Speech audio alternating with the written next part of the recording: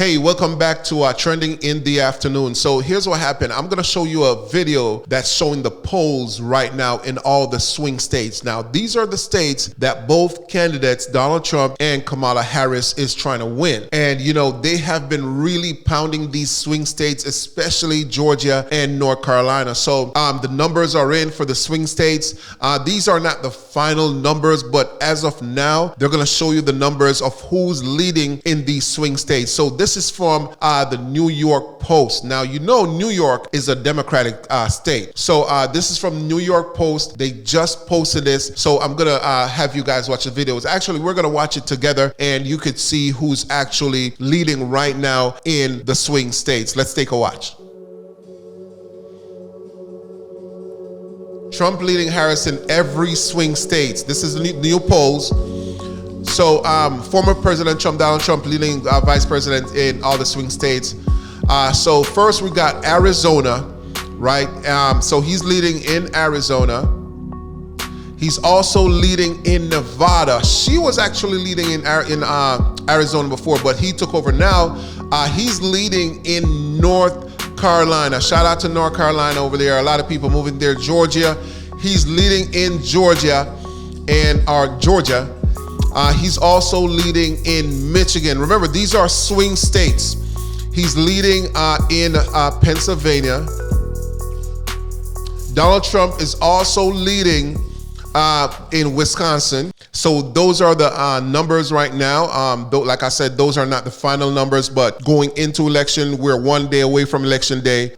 Donald Trump is leading in those swing states where these are crucial states. You really want to get those swing voters on your side. And we're seeing where Donald Trump pretty much overtook Kamala Harris in a few states. She was leading by close margins in certain states. I think it was like Arizona and so forth. But, you know, he overtook her. And so let me say this. I think Donald Trump has been really strategic on his method of, reaching swing states. Now, here's what I could say about Kamala Harris. I think she has an outstanding team over there. I'm not even gonna act like they're not, fighting. They are fighting. They are fighting hard, right? And they're pushing it to the limits. Of course, the Democrats, they fight a little bit more dirtier. They do fight dirty, but she has a really good team behind her because I'm just gonna keep it a buck with y'all, man. I'm gonna keep it tall. I think based on what I've been seeing in her interviews, she couldn't carry this election by herself, man. I mean, sometimes based on who you are, you're able to really convince voters to vote for you, even with a team behind you. Now, I'm not saying this in a disrespectful manner, but I personally feel like Kamala Harris, the more she did interviews and so forth, made appearances and so forth, the more you get to really realize, and I'm talking about even with the swing voters, the more they got to realize that she's not really cut for the job. And one of the things people started seeing, and I'm talking about the swing voters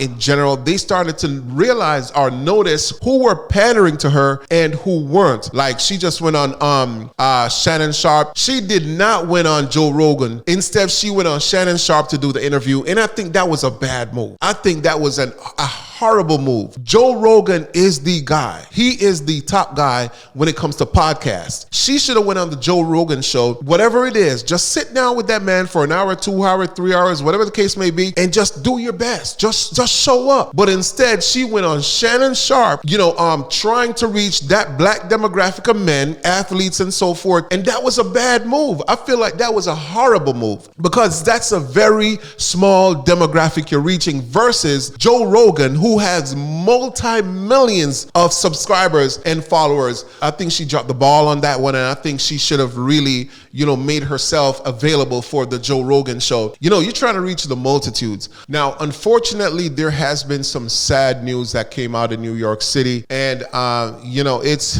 oh my gosh, this is disgusting to say the least, man. So we're gonna watch this video. Now, let me say, this person has been accused. Let me, paraphrase that. Has been accused of, doing this thing. So let's get into this video and watch what's going on here. Good morning. I'm Nassau County Executive Bruce Blakeman.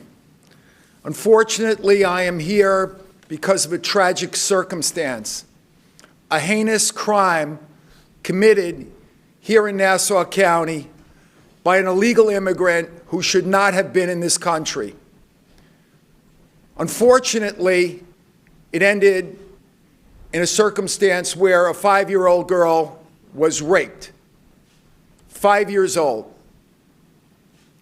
Apparently, this individual, who is under arrest now due to the fine work of our Nassau County Police Department, entered this country at the age of 16 in 2014.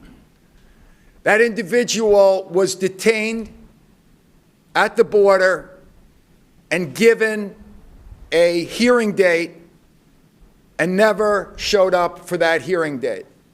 That individual was part of the catch and release program that still goes on here in the United States. And as we've seen far too many times, these illegal immigrants have come here, committed very, very serious crimes, and it didn't have to happen. You know who was president in 2014? Take a wild guess. Here he is right here. The Democrats, let me tell you, the Democrats, this catch and release program that they got going on, this is not looking good for Kamala Harris right now. This is going to hurt her. When Donald Trump came and said, let's build the wall, a lot of people over here was like, why he want to build a wall? Why, you know, he's racist and this and that. Look, this man knew what was going to happen.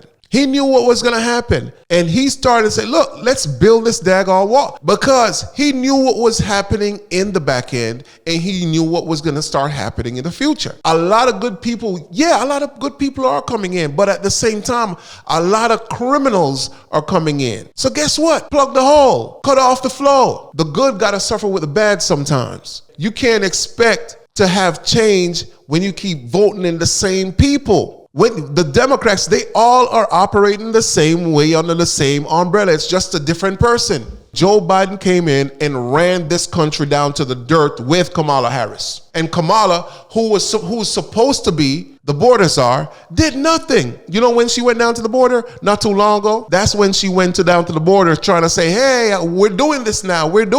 No, you a second too late. I'm telling you, I'm not a fan of that. You know what I'm a fan of? This economy, the way it's looking. I'm not a fan of Donald Trump. I don't really care about Donald Trump as much as I don't care about Kamala Harris. But the thing is, I want to see economical change. I want to see these changes being made. And people, y'all got to wake up from that nightmare. Do not vote because of identity. Identity politics need to go. See you in the next video. Hit the subscribe button. And hey, hit the like button. Drop a comment. Chop it up with me in the comment section. You know, I get busy with y'all in the comment section. I appreciate y'all. Until next time, God bless. Peace.